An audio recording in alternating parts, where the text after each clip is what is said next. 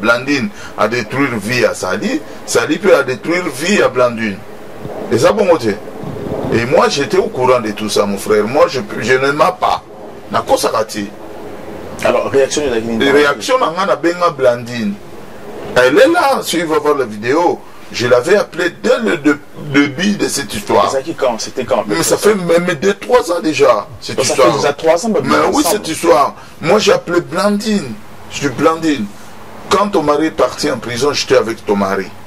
Avant que ça, la moninga mabe, il faut mettre vraiment place au nazo sala. Est-ce que Moutou et nazo sala et que c'est pensé ou bien que c'est pensé par Congolais. Et moi, j'ai appelé Blandine, mon frère. Blandine, arrête de faire ça. Oh, babé, nana, il moi, qu'est-ce que tu veux que je fasse? Je me suis arrêté. Mais je ne me suis pas limité là. Je suis parti même dire à son cousin, son frère. Je dis à Blandine. Parce qu'il y a une chose.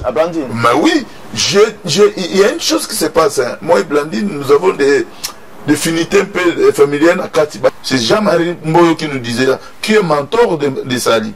Tout ce que Sali fait du mal là, tout ce que Sali fait, c'est Jean-Marie Mboyo. Parce que c'est Jean-Marie Mboyo qui nous pousse à ça, la bêtise aussi. Non, mais moi je ne connais pas les bêtises. Mais le problème, je vous dis, de la politique, écartement, il y a Batou, Kobengala Batou, Kofinga Batou, Koloba, Créer Babeza Lukuta. C'est Jean-Marie Mboyo, parce que Jean-Marie Mboyo. Mais Michel, c'est un grand con, fils de pute. Il y a Yébir, c'est quand il y a Bandango. Non, tu as créé avec Blogana tout. Parce que, bon. Non, qu'ils ont jaloux. Il y a Martin Salim, on a fabriqué de toutes pièces. Il y a Nengenin. Mais aujourd'hui, Martin Salim, il a qui c'est ça? C'est ça, qui c'est pas congolais. Non, mais parce que Martin Sali a dribblé, parce que tout le monde n'a pas. Non! Mon frère, c'est un bêtisier. Martin Sali, parce que c'est moi qui marchais avec Martin Sali. Martin Sali a dit bosser ça m'a emboîté. Jour la tchèque, moi, c'est avec Gérard Litoy. Na marche tout au labo. Mais parce qu'on apprend aussi que quand on a l'église Kizamina, on apprend aussi qu'il y a là-bas aussi, à l'église Kizamina, ça là-bas trouble aussi. Mais c'est après, tant que tu as l'église Kizamina, il y a un Martin Sali, Azali, Moutou, Assemblée Lara, diacre, ceux qui évangéliques. Il y a un moment qui a trop de confiance que c'est un homme de Dieu. Et c'est pour cela que j'étais avec lui. Tant qu'on avait comme Koyoka aventure, qui est dans l'église, qu'on a beaucoup de moments dans la voiture, basée en crise. Tu es dans l'université, on a vendu, on a pékissa dans lemba. Tu as déjà 2 femmes. Tu as Bibiche et Véro. Sa femme Véro, c'est une amie à moi de longue date. Depuis 2099, tu as eu une prière et pas Jean-Marie, Jean le Grand Soumanzei. Les places n'est pas moi, tant on a comment c'est la famille, n'a pékissa, n'a tu es une très belle femme, moi c'est mon rabot aussi, mais c'est ayo karaté. Mais tu veux que je fasse quoi? Maintenant, aujourd'hui, c'est très compliqué. Armand Tungulu, héros combattant, aujourd'hui sa femme, ça va l'image, Martin Sali, Odombo. Alors, vous ne voyez pas d'un côté aussi. Mais mon frère, ça c'est des problèmes des combattants qui se réunissent. Mais oui, Les Congo AL News, première chaîne d'info.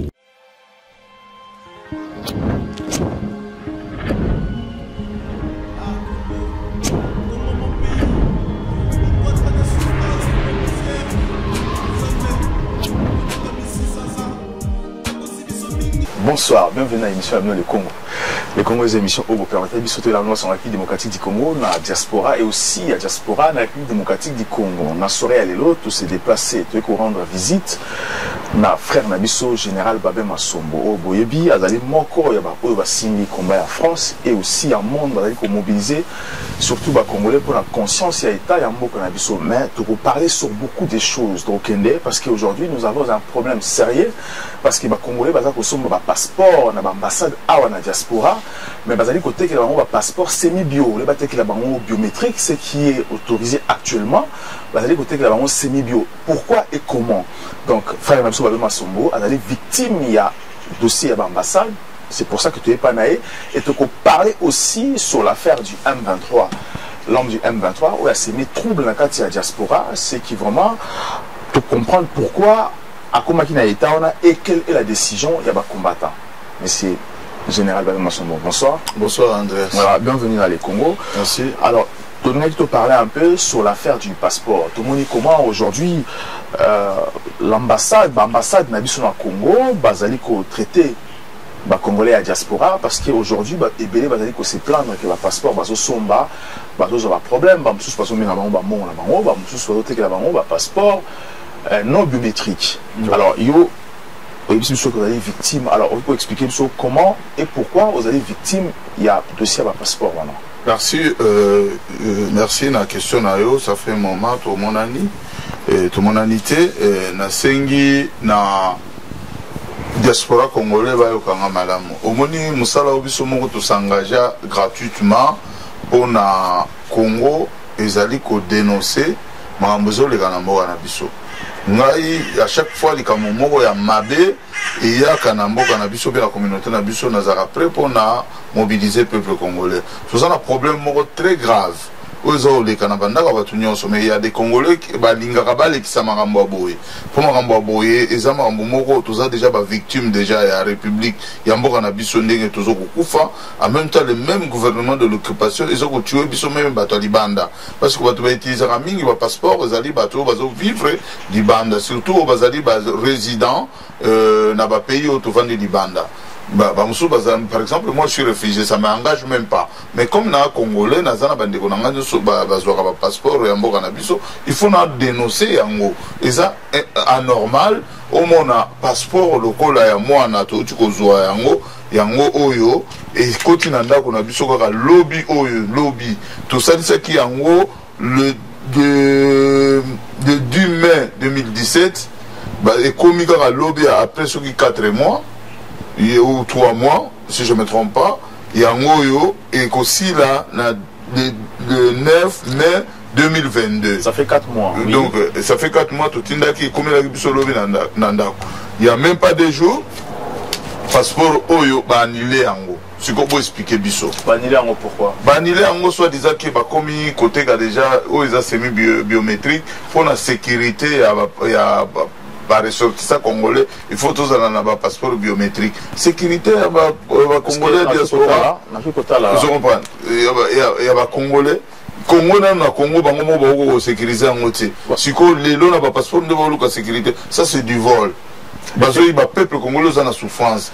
Chaque ministre a kota na gouvernement et occupation azolinga a changé ma solo ya passeport en que c'est mbongo po jour akokima akima na mbongo ba peuple congolais. Mais c'est compliqué parce que normalement par côté de notre passeport c'est mi-bioté parce que aujourd'hui ils ont un passeport biométrique où ils ont jaune les autres baso pesa ba congolais mais tu comprends pourquoi aussi ba pesibino c'est mi-bio. Alors est-ce que au quotidien contact déjà na batou parce que ça c'est du vol va escroquer. Mais mon cher na bandaka liboso na média et puis naza prêt à mobiliser bandeko nanga ba congolais tous à la marche de protestation devant l'ambassade de la République démocratique du Congo. Na kanisa bana ba démarche bientôt ba tutu baza ba victime ya eloko il faut ba ya to marcher. To ko l'extra biloko boité. On ne gagne pas grand-chose en Europe.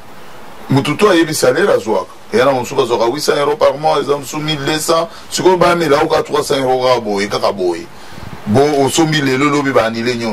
Banilaka, avec un accord, balobi non, moutounyo sozana semi-biométrique, tant qu'on est invalide, na souka ya passeport et date prévu. Donc cela veut dire tant qu'on va renouveler, bah on peut ça y est sous semi-biométrique, bah on peut ça biométrique au sombi yasika. Mais au etikali en cours, vous utilisez en haut. Mais t'as la page. Non, non, t'as voyagé pour tout ça. Ils sont en cours. La monnaie est en cours à 3 ans. Hein. C'est le 10 mai 2017 au 9 septembre. Pardon, 9 mai 2022. Donc, il y a un passeport à Sika parce que moi, j'ai un passeport au semi-bio et aussi dans le mois de mai aussi. Mais actuellement, il faut renouveler. Mais c'est bizarre et que moi, ce qui m'étonne, c'est juste que normalement, on doit passer notre passeport aussi. Mais ce qu'il faut, parce qu'on mafia, pour les mafia, parce qu'ils ont gardé, non, garder le passeport local. Bazote que là. Tout pour pas dire bon, on est au Kenya que ça. Mais aux gens on ambassade à Ouattara. Mais na suis en na ambassade à Belgique, na consulat à Belgique mon frère. Na Anvers ou bien à Liège. Na Anvers, na suis en na te tu vas kenda qui moi na kenda qui, yelinga ngo albi et papa nous a envoyé le passeport Nathalie Boye et Sidi Nango. Voilà, je lance aussi un appel, je profite de lancer un appel parce que le consulat à Anvers, c'est réputé, bah, ça la bien, mais on ne comprend pas pourquoi il faut, s'il te plaît, pourquoi il faut Bateka, passeport c'est mis. C'est pas la peine. Ah, ce que au tindi mais concordé na Congo na yote na adresse na yote mbongo koti ba meli. Voilà l'ambassade à Paris. Ambassade à Paris, mutu yo atia ba commission mutu à Paris ambassade na ambassade reçoit des passeports il faut pour qu'il n'ait pas ba commissionnaire ba musu na ba barbès bureau musu fungwa na ambassade de longue histoire et kota ba koto. Si je comprends bien l'ambassade à Paris, bazan la agence na sur place, bazan ça pas passeport, c'est aucune fois logique. Ba ko pesa passeport. C'est comme un mafia partout, le gouvernement. Voilà, je lance aussi un appel, l'ambassadeur, il y a RDC à Paris. Oui, nous avons lancé un appel, l'ambassadeur à Paris, j'ai pris rendez-vous avec lui, nous sommes là, parce qu'il faut tout amener à plateau, tout me reposer ma question. Mais qu'est-ce qui a fait que Babé Massombo, au fan de la France, ou qu'il y a ça, passeport non en Belgique? Mais, maman et moi, on a en Belgique. Bon, c'est ce qui est à Zui, passeport, on a eu papa, après ça qui est bon. Si on a la monnaie passeport en haut, ça na dénoncé. Vous comprenez? On a réfugié là-bas, on a déclaré là-bas, on a réfugié. Tous un passeport, on a préfecture à Paris. Rien à voir dans le Congo. Mais on a moussou sur le Congo, le Congo dans mon abou. Parce que moi, on a eu le Congolais. Donc, on a un passeport. Voilà, merci beaucoup. Et je lance aussi un appel parce que les Congolais vont contacter M. Belé.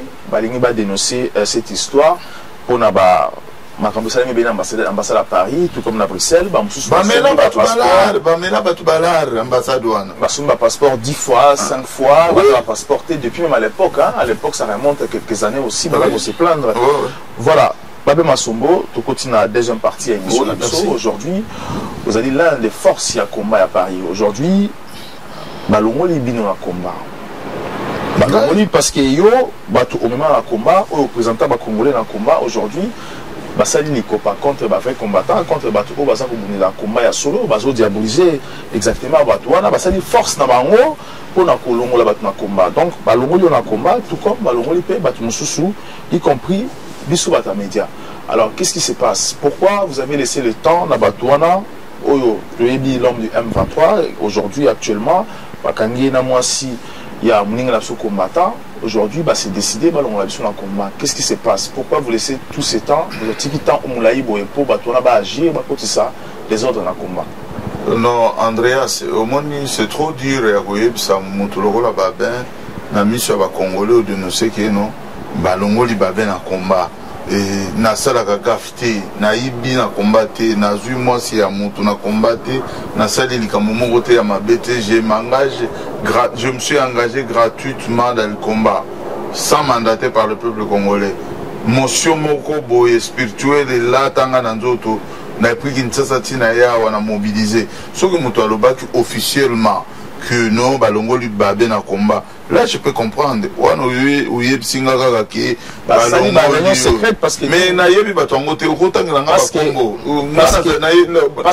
Parce que Blandine Diafuto na tribunal na grande instance na Paris quand on est libéré ba combattant ba kangi bonjour il y a concert, il y a héritier, il y avait Pacheli Mikobi qui était là, il y avait Guy Girard qui était là, il a dit ouvertement que na conseil na biso la discipline, besoin de la liste noire et aussi les combattants. Donc, bango baza ko exclure. D'ailleurs, même je vais encore plus loin que l'Apareco fait une déclaration, mais c'est Njate qui est responsable de l'Apareco qui a dit clairement dans la réunion à Pacheli qu'il faut bien tout disparaître et Tikara Apareco, bango et Kiri Basali. Alors, vous maintenant, les indépendants, pourquoi vous acceptez ce genre de bêtises qui va piétiner Bino alors que tout le monde sait que c'est vous avez mobilisé, vous sensibiliser le peuple congolais? Les Congo AL News, première chaîne d'info. Merci na Mutuna. Comme on a déjà na combat, bien noté. Donc ils peuvent même pas me dire un mot. Autant que combo à Pareco, peut-être on va que papa honoré moi dans cette déclaration. Bon bateau yemoro déjà mon narraté bateau na yo à gauche à droite. De quel droit va benga serviteur du peuple va benga na combat motif nini? Na zoama sa mutute na finga ka mutute na kota na polémique na bangote na kindaka ba réunion na bangote na kindaka marche à République démocratique du Congo et marche à batunyo so o ezali pour l'intérêt du Congo. Il m'appelle Babé vient mobiliser et je mobilise Paris Je mobilise à Paris. Je suis qu'un mobilisateur. Je ne cherche rien à part la République démocratique du Congo. Parce que je ne fais pas la même politique avec eux. Moi, je suis combattant du peuple. Ils sont dans un groupe de, je sais pas, ceux qui secte, mais naïbité, courage nini. Ou bien Massa Moko, ou bien Mutumoko Boya Komba, ou bien à parti politique, à Ofongolanga Manga, ou Babena Longolo na Komba. Pour combat toujours l'Ukaïsa République, Mora Nabisonios. Donc Mutumoko Langa Balo Yengeti qui, ou Babena Longolo na Komba. Tine Motangi Komba Moko, ne lobby na Okilukaïna. Expliquer nga nanu yazanani po ya koloba makamba buso parce que nenga zali wana ba congolais déjà basili pour moi ngana mtu akati na ba congolais bo atwana tusu na ebiso bango na zo moko to tamula na bango na pari awo ba yebi na bango te so na tamula na ba wana o sa ba be boni makamba Congo lobi boni. C'est Babé qu'on connaît à Paris. Il faut se tromper dans l'inutilité. Alors, c'est compliqué parce qu'aujourd'hui, Martin Sali, Chomongo, Zoro Bilel, il y a un combat aujourd'hui, il faut pas isoler au long de combat parce que ils ont fait une déclaration que si Bomoni marche Salami et le Salami Bomoni Bilongi OT et ça combat bien été. Alors maintenant ça c'est non, tout ça va clair. Autant que petit Zoro, petit Nanga, Neve Nanga, na kokota na polémique. Il sait qu'il peut trouver chez moi l'ampleur à Kenaï, à Kessal, à Kokota na Pareko. Ce qui a commis à Pareko, il ne peut pas inscrire là où il est venu. Parce qu'il y a un ébélé qui est à Pareko. Il y a un ébélé qui est combattant du peuple. Du coup, on l'a trouvé de l'autre côté. À Kolongola, à Koutibiso, longtemps, Mambo. D'ailleurs, Mambo, Bamsou, Tilelo, Balobaraba, maintenant, on va combattre. Non, on a dit comment on va combattre.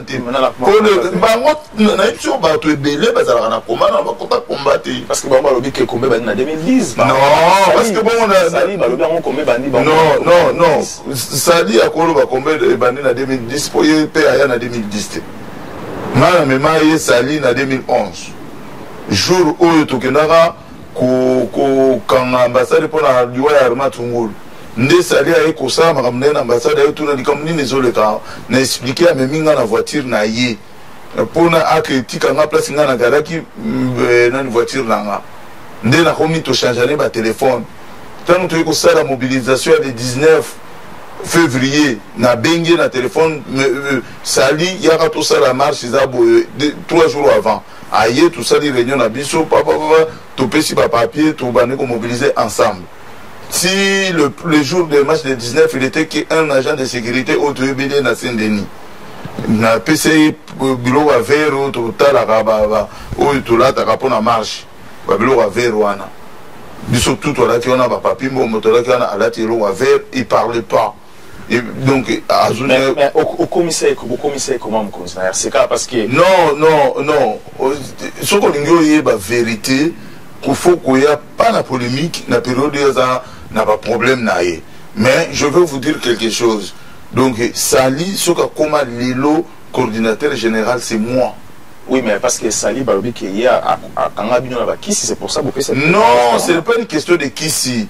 Ce n'est pas une question de Kissi. Moi, je n'aime pas la politique. Depuis longtemps, dans le Baranga, on a pensé à la politique. Au moment où le pays est occupé. Et dans mon avis, je suis crédible, pour céder. Tant biso to kaboli union du Congo pour l'aventure c'est pour cela que je me suis révolté à Montparnasse. C'était quoi l'aventure? C'est quoi mais comme tous les Congolais, et chaque fois tu vas dans Besamba place basi bazali ora moko alingaka moko boye mususu au critiquer moninga tu vas na beza boye vieux odoli to ponga tanga batu na kombo na hypocrite ba vandi na vie présence. Na la suikoko bazoko yebisa bon petit bomoni bino faut poser la katanga ba marche maintenant ba vegi na vegi Gérard azalaki wana na Montparnasse na café na ba yuyu na ba Nicole Muzito nani tout ça qui moi belé wana ba combattant ya liboso la première heure ba première heure ba sali nanu ba yebi makambo bienti nde sikoyo tout zalaki ngana pacheli nikobi bazoko yebisa ngai petit moni makamna bino ki bandia ki voyou faut que ça la rango kuna biso ça la oza réunion politique déplacement na lobby le biso to ba voyou biso to bino ba policier bon vous allez voir nous on se retire on va vous recadrer vous allez voir c'est là où je créais les combats. C'est là maintenant que je sali nazui Pacheli Mikobi na bimi na loboko na simbe Pacheli on y va bato bo saka na biso ça la boulot bango ba ça la récupération na kei veki sera la benga ngalobi petit bomi combat zonga kaka petit kamarambo na je viens non ba bêtise on a linga moté biso travailler pour na moramboka so bino bozo luka intérêt na bino na kati ya maramboyo vous allez échouer. C'est là où je suis sorti avec une seule personne que je reconnais, c'est Pacheli Mikobi. Alors aujourd'hui maintenant Bobina Pacheli vous allez combat comme on le dit mais l'un de votre non quand il n'a parole tobimi na Pacheli Mikobi to sangi place à kosala ba réunion nde tobimaki nde to kukutana nazara masala ngamo za salon de coiffure salon Godé Kimani siko ngana yaka wana na kota na cave ya Godé Kimani ya salon ba Pacheli bango to balanda ba sadi bango to balanda wana tout ça la réunion na c'est moi na maya zo yebati je comprends et un jour Martin Sali m'appelait me dit bah ben écoute il faut qu'on trouve une solution dans la vigile na cité universitaire et à Saint-Denis bah amphithéâtre tika la vite pour tout ça la réunion ce qui moko to moni na ba 15h 16h to moni ki ba étudiant ba longo examen na ke vérifier biso to koti na kati to baniko se réunir. C'est là où nous avons mobilisé beaucoup de monde, ba étudiants ba kota ba dadou ba nani ba petit chicha ba Mireille ba tubele ba yaka. C'est là où tout comme on travaille dans Martin Sali, tant que on créé CREF, comme je ne fais pas la politique, c'était moi, Maman Louise, Jean-Marie Mboyo. Jean-Marie Mboyo n'était pas là. Jean-Marie Mboyo nous disait ngana kota makamona binote na lingana ya ba mongo wana. Donc na kokota likambo na binote bino bo abale kingana obele ka conseiller na bino. C'est Jean-Marie Mboyo qui nous disait là, qui est mentor de Sali. Tout ce que Sali fait du mal là, tout ce que Sali fait, c'est Jean-Marie Mboyo. Parce que c'est Jean-Marie Mboyo qui nous poussait à ça la bêtise aussi. Non, mais moi je ne connais pas les bêtises. Mais le problème, je vous dis, de la politique, écartement, il y a Batou, Kobengala Batou, Kofinga Batou, Koloba, Créer Babeza Lukuta, c'est Jean-Marie Mboyo. Parce que Jean-Marie Mboyo, c'est un ancien. Il y a combat, ça va vieux, tout ça là, tant au combat, il combine à nous combattre. Toujours ça la marche de protestation, mon frère. Il y a des choses que vieux belé bazana ngo ba Martin Mapango ba na ba vidéo ba vieux maître John wana bazaka ko filmer biso ba maître John lo ba comment ba changer ba face. Bazana ba image sur il y a premier combat au moins bilongi zalaka. Pierrot était là, Babé Masombo, Papi Volcan, Hervé Kachama, vieux Charlie Salo, Clésance, Coco Nancy, Omoni Bakomboana, Badjimi Baeba 2007. Badjimi, je comprends. D'accord, tu marquais des imposteurs. Les Congo AL News, première chaîne d'info. Aujourd'hui, tu n'es pas général Babé Masombo pour te comprendre un peu ce qui se passe dans le combat, tu parlais sur l'affaire passeport et aussi tu as parlé un peu sur la vérité dans Paris. Qu'est-ce qui se passe? Pourquoi les combattants, pourquoi l'un de notre Martin Sali, l'homme du M23, Azako Sarana, passé dans le combat, Babé Masombo. Alors aujourd'hui, l'un de nos frères, un des financiers à combat, M. Didier. Didier aujourd'hui, Martin Sali, a Juman Sinaé parce qu'il y a quelqu'un en prison, a Juman Sinaé, au Padaki engagé dans le combat, Blandine, Dianfouta. Alors, Bino étant que sage à combat. Alors, qu'est-ce qui se passe? Non, décision à Bino, c'est quoi aujourd'hui? Non, sage à combattre. Décision à Bino, c'est quoi aujourd'hui? Non, sage à combattre, Andrea, c'est sage à combat, Bazali, Bavie, Foba Sangana, Bamikolo, na place Lingomba, au salé à Zalek, qu'on dirigeait. Parce que tout Sengara Sali, à l'époque, tout ça, na crève, ma parole donnée, c'était Sali, je te laisse la place là pour 3 mois. Organise des élections libres et démocrates. Pour tout la démocratie na mboka mais atikala a changé ba statut n'enga komi lelo mais na kosenga na bato bazali na elelo basa la réunion de conscience soki makambo oyo ezosalema eza bien ou eza bien te. Je comprends. Didier, c'est un frère, c'est un combattant, c'est un camarade du combat. Blandine, c'est une sœur.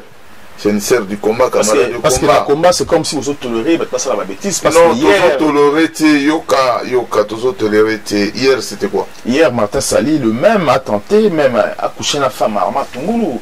Et hier aussi, Odombo, Toyebi, Boketua Loban, clairement, qu'il a fait avorter la femme à Arma Tungulu, alors que vous êtes dans le combat et personne dénoncé. Alors, mais mon cher, ce qui est vu aux yeux du peuple congolais, c'est le mari de Blandine qui a sorti sa voix. Hier, c'était Babé qui avait sorti la voix de sa femme qui était prise par notre Belzébuth. Tout le Congolais, va faire privé. Mais ce qui est comme on a bien, faire privé. C'est dans le combat. Ce que Martin Sali na Blandine, baza célibataire. Martin Sali, c'est un non marié et Blandine est une femme mariée. Et maintenant, ceux qui sont bazali célibataire, on peut tolérer tout bakutanaka babalanaka. Na lingomba nyonso ezala na pouvoir ezala partout. Tu comprends ce que je veux dire? Maintenant, oyo ezali lokola ko détruire ba vie à baninga Blandine, à détruire vie à Sali, Sali peut à détruire vie à Blandine. Et ça bon côté. Et moi j'étais au courant de tout ça mon frère. Moi je ne m'en pas. Na kosakati. Alors réaction de la Guinée. Réaction na benga Blandine. Elle est là, si tu vas voir la vidéo. Je l'avais appelé dès le début de cette histoire. C'était quand? Mais ça fait même 2-3 ans déjà, cette histoire. Ça fait déjà 3 ans, mais oui, cette histoire. Moi, j'ai appelé Blandine. Je dis Blandine. Quand ton mari est parti en prison, j'étais avec ton mari. Didier, à part dans le combat, Didier, mais Tobano Koutana na café, toujours solo là, tu comprends? Tous les gens de Paris, ils se connaissent. Donc naïeba qui Didier tout solo là, Didier toujours solo, tout a Didier n'est ni vrai, bah bon ni bien. Toi surtout tout côté bah na Mickey na mboko yo. Hein, moto na 40 ans na mboko azati, tu es qu'à vingtaine d'âge na bango tout to koli koli biso ka bon moto pesa yé na mboko. Donc tu y bani. Avant que ça la moninga mabe, il faut mettre là vraiment place au nazo sala. Est-ce que moto yo nazo sala et que se pensa ou bien se pensa ba congolais. Et moi j'appelais Blandine mon frère.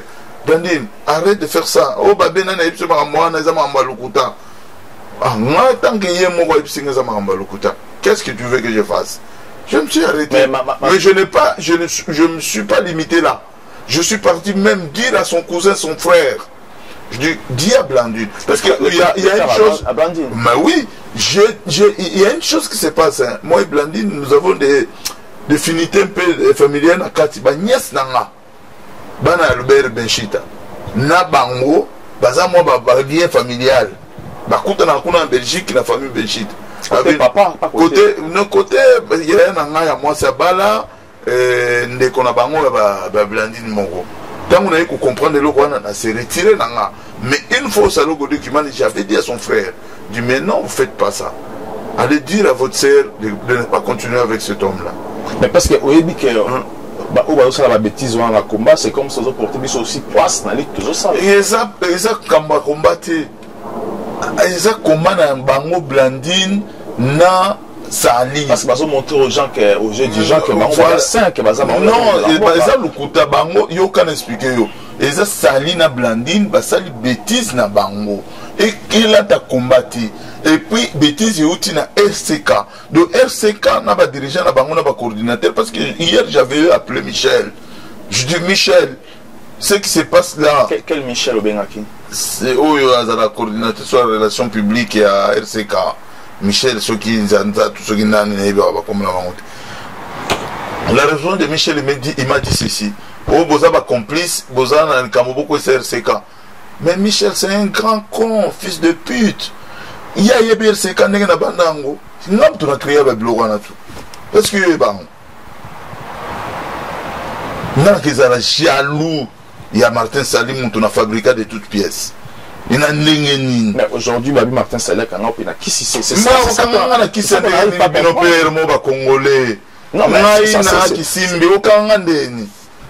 Parce que Martin Sali a dribblé, parce que tout le monde n'a pas... Non,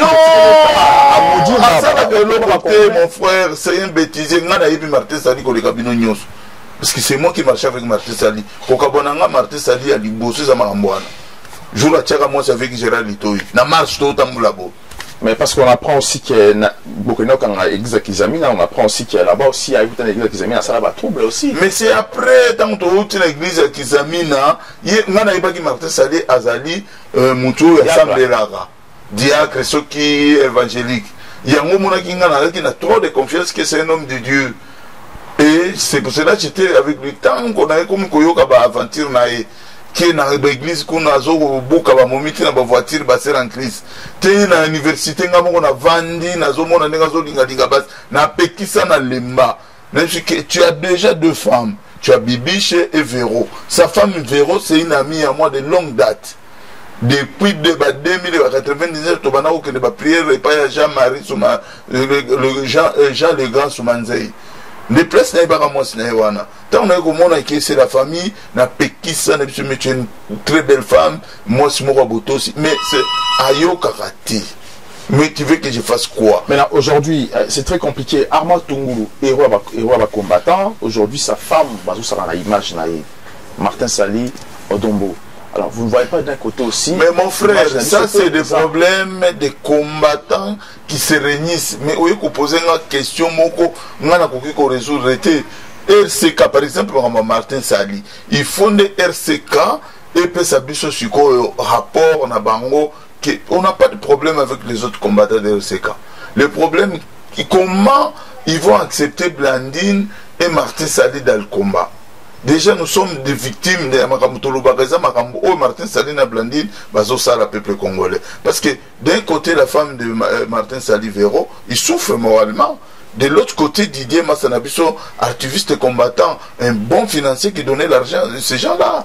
Moi, je vis. Moi, j'étais là. Quand ils étaient dans les... C'est parce que je comprends. Mais là, qu'on est faux, histoire va changer en côté. Elle s'est quand on en Hollande. Ils ont ni la parité. Papi Mbombo nde bakenda tant que délégué délégation à Paris, bon que ça la combo boluka combo na bande ko nyuso bakota Londres Belgique nde bo bapona combo ya RCK na Belgique ba Papi Mbombo. Mais l'idéologie de base tout ça dans un jour to kendaka ko soutenir les solos ya Jean-Pierre Mbemba nana lobaki nana elaki awa pona Jean-Pierre Mbemba tenga na combattant du peuple comment beaucoup tinga na makamba politique on va se parler ici to vanda na Rotterdam des places to ko créer RCK wana ezalaki ezaki juste pona ba action commune ya ba combattant nyonso ya monde batu ya Londres bazalaki ba Sankara ba général Ngando Patrick Chibangu batu ya Bruxelles tout ça qui moi belé tout ça qui bande ko belé ba ficho bang batu belé ba odo kutu abando kipe marambote odo azolia na mwasi ambemba kuna iliani ba dame chakula bani ona ngana so provoquer deuxième réunion to ko sala ngona Belgique na ndako Patrick Chibangu nde to ko délégué ba association nyoso déjà structuré na kati ya ba pays na biso beaucoup tana to réunion liboso to sala ngona Zamba na Allemagne na Cologne et pas Max Bayuba. Tant que l'on kuna to koti Mama Louise Papi Mbombo Martin Sali débat ko ça la réunion comme Papi Mbombo il était coordinateur chercheur politique to délégué na qui bango to kotambola mulungu molaïté la décision que vous allez prendre là-bas ça nous concerne tous mais dans la transparence. C'était comme ça. Voilà, merci beaucoup. Tu comprends? Mais bazo bunga idéologie à combat. Au moins, si vous avez idéologie à combattre, au comme papa Bido. Au moins, il m'a remplacé en plaire. Au moins, il n'a pas de choses à attendre. Mon succès, à balle, à balaba, à bino. Basi no matanga combo mo quiconque. Si vous avez combo à naté, vous avez mukolo, tu vas se tromper. Tala, au comme Bido. Netingabo. Nena ebi, ngana le seul combattant dans le monde. Bayamba eba memena chipo na bapoto yo somona parisien mimi mutu na chipo na ba memangai me yo somona ngai na zolata bagala na vanda na ngai basere bakoma na banzela ba bizu ba yo somona ngai chaka bango lito ba basere na nga na mos na nga moko na otokuta na ya pa no ntabotelinga mwana na vandi wana tranquille vie ici la bati. Merci beaucoup à Général Massomo. Nous répondrons à l'émission sur la question. Prochainement, Tokuya, tu parler un peu encore sur politique, tu parler sur l'arrivée à Joseph Kabila aux États-Unis. On a invité là-bas, pour parler en autre, pour parler sur beaucoup d'autres choses. Aujourd'hui, c'était important parce que vous allez encore voir les combattants ou à Paris, Baza, Naoura ou au peuple Ayokaka. Merci encore à l'équipe technique d'Amouimba, merci à la photo d'organisation, la caméra, merci aussi à José Mabas la coordination, et merci encore à Oyo sur la partenaire émission Nabiso pour partager, pour s'abonner largement à l'émission Nabiso de Toloa Sushi Congolais, Kabila Nutu. À très bientôt. Les Congo AL News, première chaîne d'info.